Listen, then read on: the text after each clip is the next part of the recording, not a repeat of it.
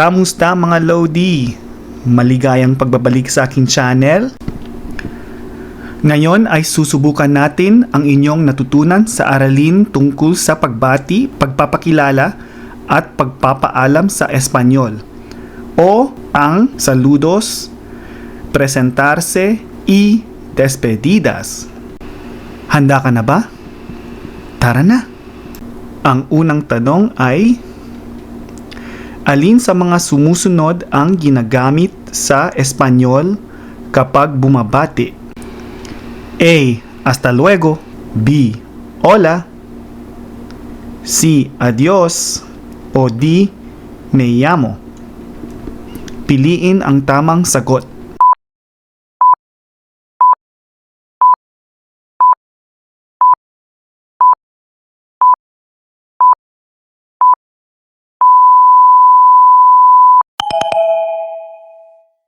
Ayos! Ang tamang sagot ay ang letrang B. Hola. Hola. Ang pangalawang tanong ay, alin ang ibig sabihin ng ikinagagala kitang makilala sa wikang Kastila o sa wikang Espanyol? A. Mucho gusto en conocerle. B. Buenos días. C. Cuídate. O D. Hasta pronto.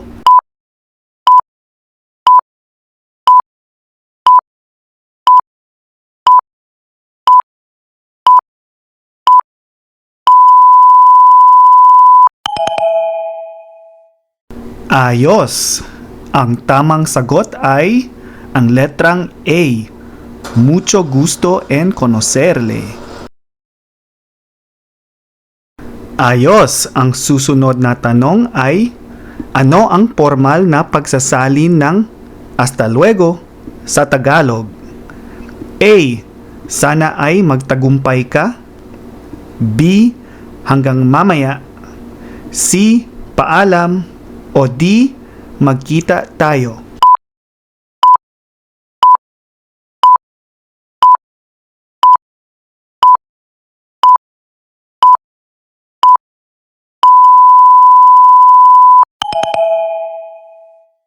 Ayos! Ang tamang sagot ay B. Hanggang mamaya. Ayos! Ang susunod na tanong ay, alin ang ibig sabihin ng kailangan ko nang umalis sa wikang Espanyol o sa wikang Kastila? A. Cuídate. B. Tengo que irme. C. Hasta mañana. O D. Mucho gusto.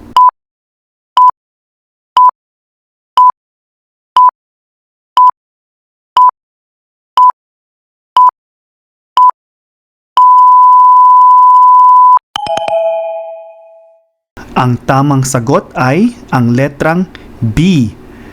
Tengo que irme. Ayos! Ang susunod na tanong ay, alin sa mga sumusunod ang ginagamit sa Espanyol upang sabihing mag-ingat ka? A. Cuídate. B. Hasta pronto. O C. Me llamo. O D. Adios.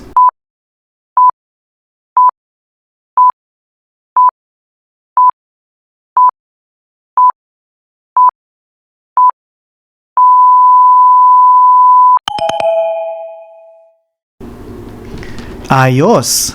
Ang tamang sagot ay ang letrang A. Cuídate. Ayos!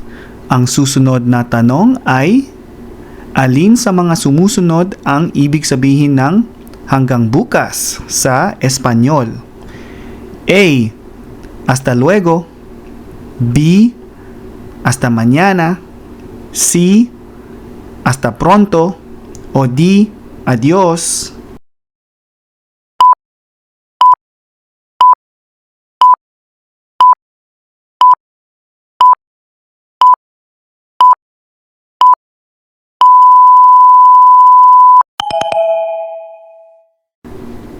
Ang tamang sagot ay ang letrang B. Hasta mañana. Ayos! Ang susunod na tanong ay, alin ang ginagamit sa Espanyol kapag gusto mong sabihin hanggang sa muli? A. Hasta pronto. B. Hasta mañana. C. Me llamo. D. Cuídate.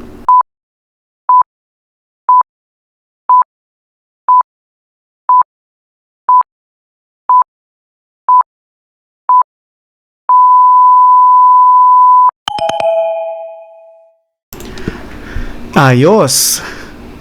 Ang tamang sagot ay ang letrang A. Hasta pronto. Ang susunod na tanong ay, paano sasabihin ang sana ay magtagumpay ka sa Espanyol? A. Buena suerte. B. Cuídate. C. Hasta luego. O D. Me llamo.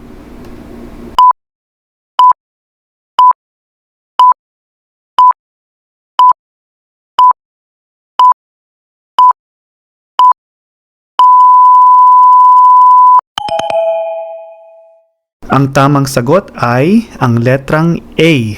Buena suerte. Ang pinakahuling tanong pero importante din para sa video na to. Paano sasabihin ang ako po si Martin o yung pangalan nyo sa Espanyol? A. Me llamo Martin o yung pangalan nyo.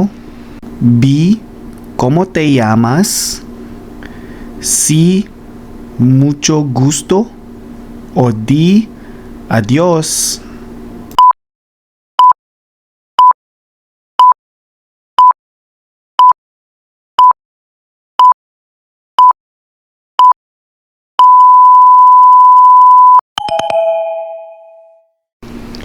Ayos! Ang tamang sagot ay A.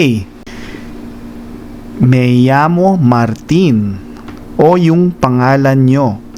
Me llamo Fernando. Me llamo Catriona. Me llamo José. Bueno, el video termina aquí. Gracias por ver.